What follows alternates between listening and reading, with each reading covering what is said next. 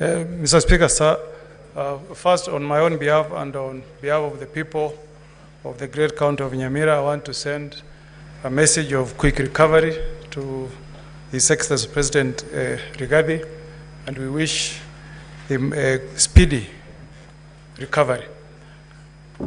Mr. Speaker, the Bible says in the book of Ecclesiastes 3, verse 1, that there is a season for everything. There is a season to be born politically and a season to die politically. That's biblical. The Speaker, I've agonized. Mr. Speaker, I've gone through a lot of soul searching. Mr. Speaker, as I listened to the evidence that was tendered against, as I listened, Mr. Speaker. Just pause the time for Senator Omugeni. Let us allow Senator Omugeni to be heard in total silence, please. Speaker, as a lawyer and a person who witnessed the birth of the 2010 Constitution, Mr. Speaker, I strongly believe, Mr. Speaker, that Kenya belongs to all the 42 plus tribes, Mr. Speaker.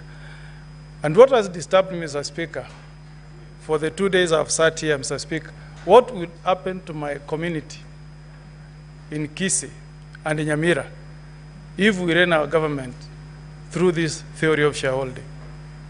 Mr. Speaker, as I speak tonight, Mr. Speaker, the people of the two counties of Omugeni, Nyamira, and Kisii are victims of that theory of shareholding. That community, Mr. Speaker, called Omugeni, has got no even a single PS serving in government, Mr. Speaker. Mr. Speaker, as we speak this evening, Mr. Speaker, the Omugeni people, Mr. Speaker, have been the biggest victims of this theory of shareholding. Mr. Speaker, the Constitution that we enacted in 2010, in Article 27, Mr. Speaker, clearly states that we should not discriminate, Mr. Speaker. I hope, Mr. Speaker, when I cast my vote tonight, I'll be sending a message from the people of Nyamira, Mr. Speaker, that a government is formed for all the tribes in the Republic of Kenya, Mr. Speaker. I've agonized, Mr. Speaker, on the issues that have been brought in this motion, touching on the widow and the children of the late Governor for Nyeri, Gachagua. And Mr. Speaker, I wondered if adverse statements and inferences have been made touching on the conduct of the Deputy President against the widow of the former governor and the children of the late governor, the nephews of the Deputy President.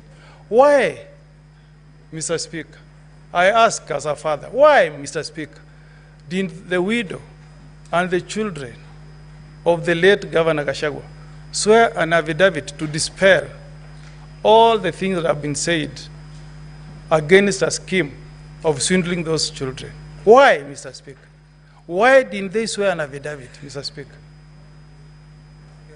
That has troubled me a lot. And as I cast my vote tonight, Mr. Speaker, I'll be casting my vote for those children who lost their mother, who lost their father, but who were not given an opportunity, Mr. Speaker, to appear before this House and tell us, Mr. Speaker, that there has not been any wrongdoing from the Deputy President to those children.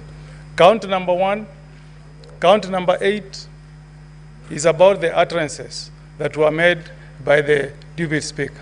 I hope, Mr. Speaker, that the person who will occupy that coveted position of Deputy President will reflect on what John says in chapter 3, verse 5. Mr. Speaker, the Bible says that the tongue is a small part of the body, but the tongue is also fire, and it's a world of evil among parts of the body. If the Deputy President had checked these utterances, Mr. Speaker, perhaps we will not be having this motion this evening. So, as we vote tonight, Mr. Speaker, let's also learn.